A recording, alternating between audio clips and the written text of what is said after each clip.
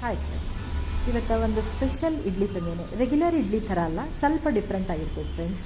ಇದು ರವಾ ಇಡ್ಲಿ ಅಂತ ಹೇಳ್ಬೋದು. ಒಂದು ಪ್ಯಾನಿಗೆ ಸ್ವಲ್ಪ ಆಯಿಲನ್ನು ಹಾಕಿ ಸ್ವಲ್ಪ ಕಾಯ್ದ ನಂತರ ಅದಕ್ಕೆ ಸ್ವಲ್ಪ ಸಾಸಿವೆಯನ್ನು ಹಾಕಿ ಚಟಪಟ ಅಂದ ನಂತರ ಅದಕ್ಕೆ ಸ್ವಲ್ಪ ಉದ್ದಿನ ಬೇಳೆ ಕಡಲೆಬೇಳೆಯನ್ನು ಕೂಡ ಸೇರಿಸಿ ಅದು ಕೆಂಪಗಾಗುವವರೆಗೆ ಫ್ರೈ ಮಾಡಿ.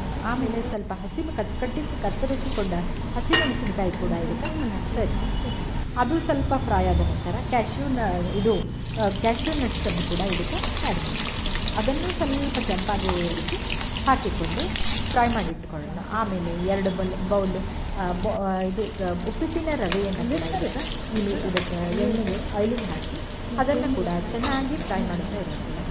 ಈ ಇಡ್ಲಿ ಭಾಳ ಡಿಫ್ರೆಂಟ್ ಆಗಿರ್ತದೆ ಫ್ರೆಂಡ್ಸ್, ರುಚಿಕರವಾಗಿರ್ತದೆ. ನೀವು ತಾವು ಮನೆಯಲ್ಲಿ ಮಾಡಿ ನೋಡ್ರಿ ಅಂತ ಹೇಳ್ತೀನಿ.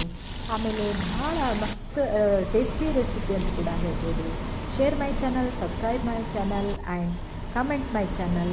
ಈ ರೀತಿ ರವೆಯನ್ನು ಹಾಕಿ ಚೆನ್ನಾಗಿ ಹುರಿದಿಟ್ಟುಕೊಳ್ಬೇಕು ಫ್ರೆಂಡ್ಸ್. ಗ್ಯಾಸನ್ನು ಕೂಡ ಸಿಮ್ ಮೇಲೆ ಇಟ್ಕೋಬೇಕು. ಚೆನ್ನಾಗಿ ಫ್ರೈ ಮಾಡ್ತಾ ಇರಬೇಕು. ಅದು ಕೆಂಪಗೆ ಆದ ನಂತರ ಅದು ರವೆಯನ್ನು ಒಂದು ಬದಿಗೆ ಇಟ್ಟು ನಾವು ಒಂದು ಪಾತ್ರೆಗೆ 1 ಬೌಲ್ ಕೊಬ್ಬರಿ ತುರಿ ಮಾಡಿಕೊಂಡಿದ್ದ ಹಸಿ ಕೊಬ್ಬರಿ ತುರಿಯನ್ನು ಹಾಕಬೇಕು. ಒಂದು ಪಾತ್ರೆಗೆ ಹಾಕ್ಕೊಳ್ಬೇಕು. ಆಮೇಲೆ 2 ಬೌಲ್ ಈ ಹುರಿದಿಟ್ಟ ರವೆಯನ್ನು ತಣ್ಣಗಾದ ನಂತರ 2 ಬೌಲ್ ರವೆಯನ್ನು ಮತ್ತು 1 ಬೌಲ್ ಮೊಸರನ್ನು ಕೂಡ ಆ್ಯಡ್ ಮಾಡ್ಕೊಳ್ಳೋಣ ಫ್ರೆಂಡ್ಸ್. ಮಾಡಿಕೊಂಡು ಅದರ ಮೇಲೆ ಅದಕ್ಕೆ ಸ್ವಲ್ಪ ಉಪ್ಪನ್ನು ಕೂಡ ಸೇರಿಸ್ಕೊಳ್ಳೋಣ. ರುಚಿಗೆ ಎಷ್ಟು ಬೇಕೋ ಅಷ್ಟು ಉಪ್ಪನ್ನು ಹಾಕಿ ಅದನ್ನು ಚಮಚದಿಂದ ಮಿಕ್ಸ್ ಮಾಡ್ಕೊಳ್ಳೋಣ. ಮಿಕ್ಸ್ ಕೊಟ್ಟು ನಂತರ ಅದಕ್ಕೆ ಗಟ್ಟಿ ಅನಿಸಿದ್ರೆ ಸ್ವಲ್ಪ ನೀರನ್ನು ಕೂಡ ಆ್ಯಡ್ ಮಾಡ್ಕೊಳ್ಳೋಣ ಫ್ರೆಂಡ್ಸ್. ಆ್ಯಡ್ ಮಾಡಿಕೊಂಡು ಇಡ್ಲಿ ಹಿಟ್ಟಿನ ಮಿಶ್ರಣವನ್ನು ಮಾಡ್ಕೊಳ್ಳೋಣ. ಆಮೇಲೆ ಸ್ವಲ್ಪ ಬೇಕಿಂಗ್ ಸೋಡಾವನ್ನು ಕೂಡ ಇದಕ್ಕೆ ಹಾಕೋಣ ಫ್ರೆಂಡ್ಸ್. ಹಾಕಿ ಒಂದು ಗ್ಯಾಸ್ ಸ್ಟವನ್ನು ಹಚ್ಚಿ ಏನು ಮಾಡೋಣ, ಒಂದು ಇಡ್ಲಿ ಪಾತ್ರೆಯನ್ನು ಇಟ್ಟು ಸ್ವಲ್ಪ ನೀರನ್ನು ಹಾಕಿ ಕುದಿಯಲು ಒಂದು 5 ನಿಮಿಷ ಸ್ವಲ್ಪ ಸಿಮ್ ಮೇಲೆ ಇಡೋಣ. ನಂತರ ಅದು ನೀರು ಕುದಿಲಿಕ್ಕೆ ಆಗ್ತಾ ಇದ್ದಾಗ ಒಂದು ಇಡ್ಲಿ ತಟ್ಟೆಗೆ ನಾವೇನು ಮಾಡೋಣ, ಧನಿಯಾನ ಕೂಡ ಹಾಕ್ಕೊಂಡಿರ್ತೀವಿ. ಆಮೇಲೆ ಇಡ್ಲಿ ತಟ್ಟೆಗೆ ಇಡ್ಲಿಯನ್ನು ಹಾಕೋಣ ಫ್ರೆಂಡ್ಸ್.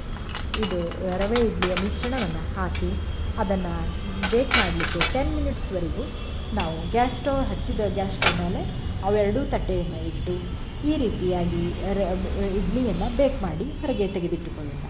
ಇದು ಬಿಸಿ ಇದ್ದಾಗಲೇ ತೆಗಿಬಾರ್ದು, ಯಾಕಂದ್ರೆ ಇವು ಪುಡಿ ಆಗಿಬಿಡ್ತಾವೆ. ಆದ್ದರಿಂದ ಸ್ವಲ್ಪ ಆರಲು ಬಿಟ್ಟು ಒಂದು 3-4 ನಿಮಿಷ ಆರಲು ಬಿಟ್ಟ ನಂತರ ಒಂದು ಪ್ಲೇಟಿಗೆ ಸರ್ವ್ ಮಾಡಿ ಚಟ್ನಿ ಜೊತೆಗೆ ಎಲ್ಲರಿಗೂ ಬಿಸಿಯಾಗಿ ಕೊಡ್ಬೋದು ಫ್ರೆಂಡ್ಸ್.